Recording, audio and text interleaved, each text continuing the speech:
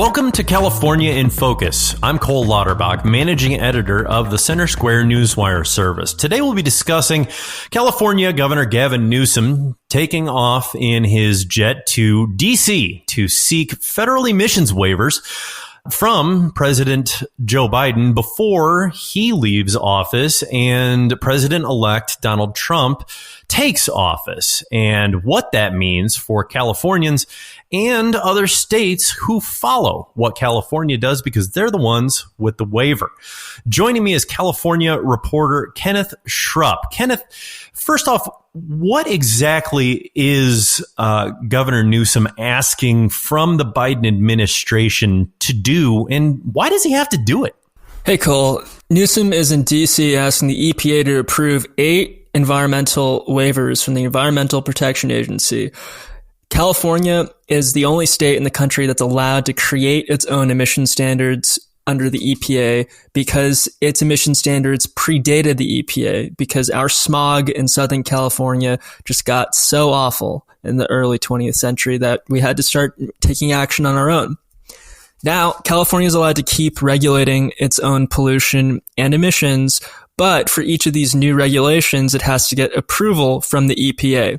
And so these 8 rules that have been adopted by California without EPA waiver approval, it doesn't seem like they're very enforceable. And this matters a lot because over a dozen states, which cover about 40% of the cars in the U.S. and 26% of the heavy-duty vehicles in the U.S., they've already signed on to California's air standards. So if these aren't approved, then it'll be a challenge for these states to follow through with enforcement of California's air rules on their own citizens. So let's go through and take a look at some of these policies that Newsom is seeking waivers for.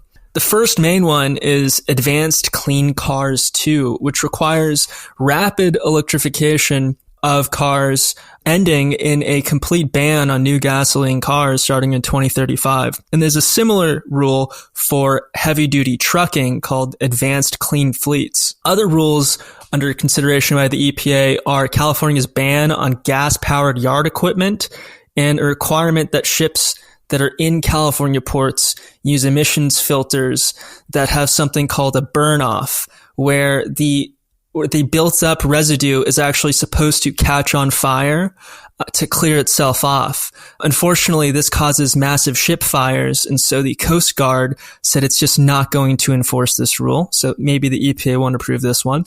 Other rules include separate phase-outs of diesel-powered trains, which usually get goods from ports inland. Diesel-powered refrigeration in cargo trucks, which is big because most of the nation's fruit is grown in California and needs to be refrigerated and sent out to the rest of the country. And a phase-out of diesel-powered agricultural and construction equipment, which would make food and construction more expensive. And what you just ran through, thinking about this, and I grew up, my father owned a trucking company for some time that had those refrigerated vehicles, trailers. This represents a request for permission to change the way that things are moved from the western coast in California throughout the country in ways that are so profound that I can't even begin to even imagine the pricing differences, the availability differences. The supply chain would be deeply, deeply affected if Governor Newsom is able to get permission from the outgoing Biden administration in ways that, just each and every single one of those, from refrigerated trailers to the requirement of trains alone, thinking about things that are hauled in and imported from Asia, is wild. And that's not even considering the requirement that, so many new light duty vehicles and heavy duty vehicles adopt these new standards to the point where in, as little as a decade, you won't be able to purchase a non-electric vehicle in the state of California. I can't imagine that this is going to cross the president's desk and he's not going to at least have somebody asking him to give this a little pause. One thing I saw the Biden administration mention in a story with the LA Times is they want to make sure that the rules that they approve are going to be durable. This means that they could be looking at a rule under which Congress has the power to review all of these waivers within 60 legislative days. This means that even if Biden were to approve the waivers now, Congress would have the ability to reject each of them or as many as they like, given the power of congressional review. This means that Newsom may have already waited too long to push for these waivers. Another thing I want to point out is that 40% of all U.S. imports come in through California, and I believe 30% of exports come out through California's ports.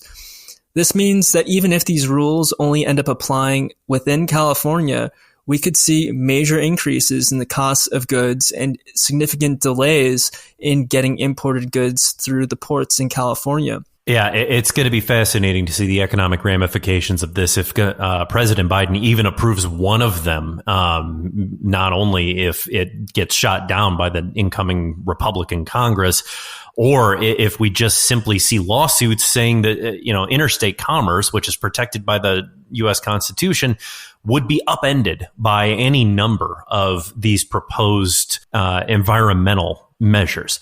Right, and that's why 24 states have signed on to a lawsuit against the Advanced Clean Fleets, this trucking law, claiming that it does violate the Interstate Commerce Clause. And we're going to see that continue to move through the courts. Kenneth, thank you for joining us today. Listeners can keep up with this story and more at thecentersquare.com.